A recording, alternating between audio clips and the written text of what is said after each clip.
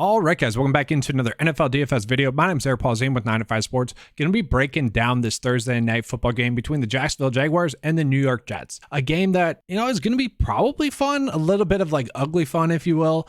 Zach Wilson and Trevor Lawrence going to be quarterbacking these two teams.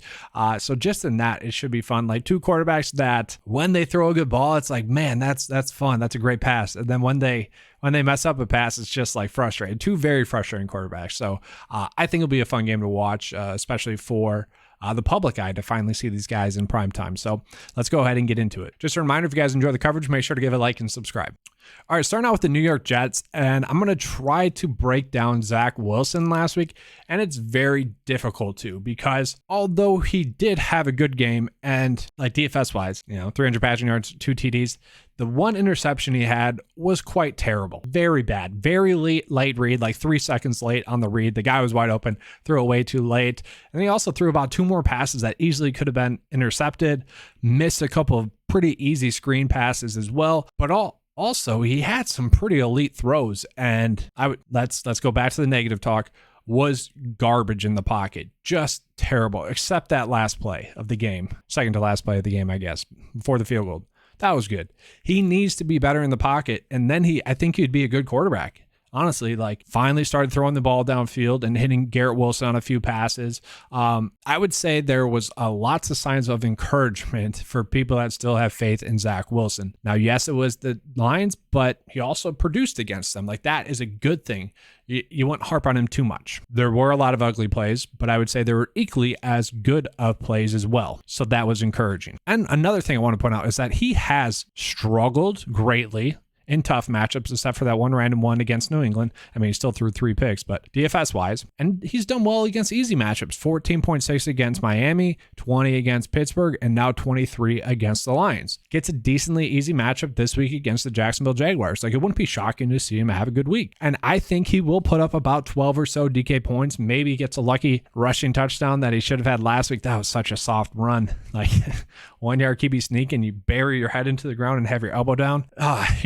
Trevor Lawrence and Zach Wilson are just frustrating to watch, because you see that they have the talent and you see lots of great plays, and then there's just some frustrating plays. Now, obviously, lately, Trevor Lawrence has produced and has those bad plays are less frequent and the great plays are more frequent, whereas Zach Wilson's 50-50 right now. Just frustrating. So you could play Zach Wilson is my long way of saying. Obviously, the matchup's good. I do expect him to have a decent game. And then looking at Garrett Wilson. Garrett Wilson is so good, guys. It's so good. And he's playing over 90% of the snaps, 9 targets. I would say part of the reason why Zach Wilson had a low completion percentage last week, I think the Lions got away with a lot of PI, and they did get flagged for it a decent amount too. Garrett Wilson on one of them, in which he made a spectacular catch. He ended up coming back to a couple of deep ball passes, which I'm assuming were on purpose, underthrown so that Garrett Wilson could come back, giving Zach Wilson the benefit of the doubt there. But Garrett Wilson looked good. Obviously, 2 yards shy of the 100-yard bonus, 13.8 DK points, 2 straight weeks. Obviously gets a great matchup this week against the Jacksonville Jaguars. I expect him to have a good game.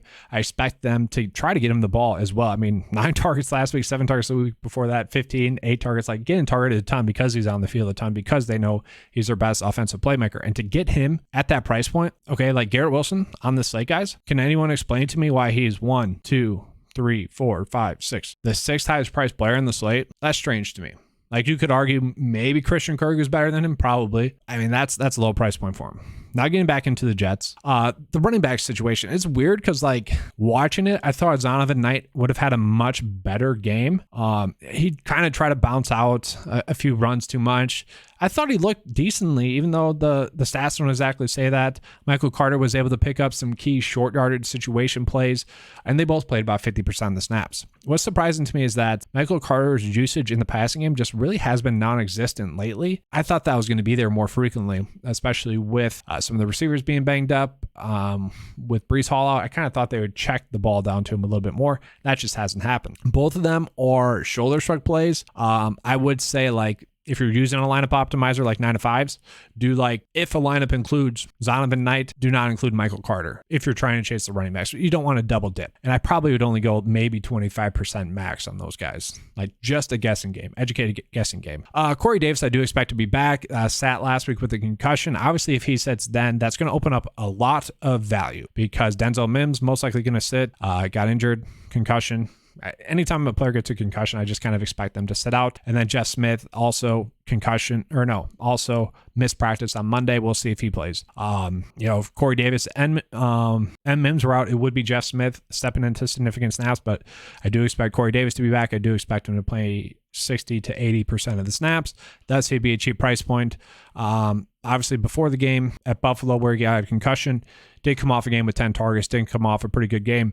And if Zach Wilson is going to be throwing the ball down the field a little bit more, that would actually really benefit Corey Davis a little bit more. 5.6, that'd be a cheap price point. He'd be someone that I'm looking to play. And then Elijah Moore as well. I think he's a player that should be locked into that snap count of 60 to 80% of the snaps as well. Okay, obviously the last 3 weeks, been seeing his snap share go up to the consistent level that's been at 6 targets, 10 targets, and 7 targets. Obviously, we like that. Last 2 weeks, 9.4 and 12 DK points. Solid. I thought at the end of half, there's a play in which the Lions players had their arms around Elijah Moore's hips that kind of hindered his ability to reach out for what could have been a really awesome touchdown at the end of the second half. Also, I thought Moore could have put more effort into that play. Good that he got the end zone target, I guess. It just kind of felt like he should have had a bigger game than he did, but still 9.4. You would certainly take that at this price point. I think he is someone that we are going to be trying to play. And then looking at the tight end situation, it's kind of like the running back situation. Yes, CJ Uzomah was the player that got 2 touchdowns, played 46% of the snaps. One of the touchdowns was just a great play call, 1-yard touchdown catch. Just a great call. If I had to bet on one of them, it would be Tyler Conklin, because we've just seen it more frequently with him, and he's just on the field more, playing about 70% of the snaps. That'd be the route I would want to go. Braxton Berries, do not be shocked if he does play about 40% of the snaps again like he did last week. He probably should have had a bigger game. There's one deep ball pass that Zach Wilson missed him on. There's 2 screenplays that Zach Wilson messed up on. He could have had a good game. I think he does make for a good value play, because if he's going to be playing 40% of the snaps, they will design a couple of plays to him. So the chances of him gaining a 0 are very small. And I think we can just pencil him in. Let's just say for 2.4 points. And if that's enough, that's enough. And that's really it. Sure, could you play Greg Zuerlein? I'm fine with that. I do expect Trevor Lawrence. Trevor Lawrence got out of a lot of sacks. So I do think, the Jets should be able to get more pressure. And also Trevor Lawrence did make a few bonehead mistakes that, he's prone to. So Jets D, it just wouldn't be shocking to see them get a pick 6, but I do expect the Jaguars to have a decent day on offense. So now switching into the Jaguars, guys. Yeah, Trevor Lawrence. I don't know how to sum him up, because just frustrating. Played great, had some bad mistakes. The INT was bad, the fumble was bad, but man, his ability to get out of the pocket and extend plays last week was huge. Looked really good doing that. Does seem like he is more accurate lately as well. He's not having as many of those frustrating passes where it's just come on, put it on him and he scores. Not as many of that. So that's good. That's all encouraging. And he is someone that, if we're going to be getting a guy throwing the ball about 40 times, obviously that's always appealing. Can they do that against the Jets? I don't know, but they might have to. Okay. I feel like this is too much for Trevor Lawrence, but at the same time, I do think we're going to get 14 DK points. I don't think we're going to get 30 again. Christian Kirk, kind of within the lines of Garrett Wilson. I just want to play Christian Kirk. Just gained so many targets per game, on the field a ton, 80 to 95% of the snaps. You can see he's had a very high floor. I would say he is due for some touchdowns now, 4 straight games without a touchdown. And just looking at Zay Jones, who had 3 touchdowns, those 2 of them were plays that Christian Kirk had scored on, especially the goal line one. It was a slant arrow. I think 3 of Christian Kirk's touchdowns have been on the arrow route. Well, the last touchdown that went to Zay Jones was a slant, and it worked out well. The play calls, they're great. They really opened up a lot of their plays. It's you call a play to set up another play, and they did a great job of that last week. The Jaguars did. Zay Jones, guys, this is who he's been the whole season. Very hit or miss, but he's just on the field a ton and going to get a decent amount of targets. It really just depends on Trevor Lawrence if he can hit him on the routes. And he's been doing that more frequently lately. So it's tough not to love Zay Jones. Just him and Christian Kirk are on the field a ton. So if it's I think I'd rather go Christian Kirk and Zay Jones rather than I would Trevor Lawrence. Lawrence, you know? It's just weird. It is. Evan Ingram. There was a lot of design plays that went to Evan Ingram. I mean, he had like 3 design screens go his way, which is obviously huge for a tight end. And ended up playing about 88% of the snaps last week. So I think we can accurately project him to get about 70 to 88% of the snaps. And obviously, if he's going to get 7+ targets, that's highly appealing as well. And he is someone that could easily go off. He almost had a touchdown as well. Kind of a bad throw. It's just impressive. Like, they set up a lot of plays to Evan Ingram. They set up a lot of plays to Zay Jones. Zay Jones' deep touchdown that he had was a play that they really set up the whole day as a little double move, and Zay Jones really beat him because while plays like the plays to Evan Ingram were set up very well. Travis Etienne did look really good. Tough to see him doing that again against the Jets, but did look good. Like I said, that offense just really set up their plays so well that one play worked, so that would mean another play would work. That would mean the rushing game. It was just a very well set up game. Marvin Jones playing about 60% of the snaps. Can he score a touchdown? Can he have a big game? Sure, not something you're chasing. Jamal Agnew is someone kind of like Braxton Berrios, where he is getting enough manufactured touches, and he almost broke a touchdown to the point where he is someone we do need to consider. Probably would play Jamal Agnew in about 15% of plays. When he gets the ball in his hands, it's very electric, very exciting to watch. And that's kind of it for the value that's out there for the Jaguars. Like, if we are searching for value, we probably would be playing more of the Jets. Can you play Jaguars D? I certainly think so, guys. 2 straight games of over 12 DK points or 12 DK points. Now, yes, are we expecting a defensive touchdown again? No, we're not. But obviously, Zach Wilson, like I said, he was terrible in the pocket, got sacked a bunch, threw up 3 just terrible passes. I think there's a possibility where you could play Jags D and Zach Wilson.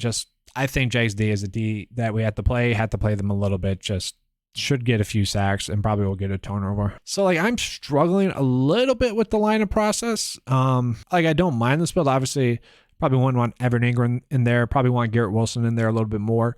But it's never a fun thing to be fading a quarterback. And I guess let's try to make this work. Yeah, I mean, so far this is the best build I can come up with because we are getting, all the top pass catchers in the game.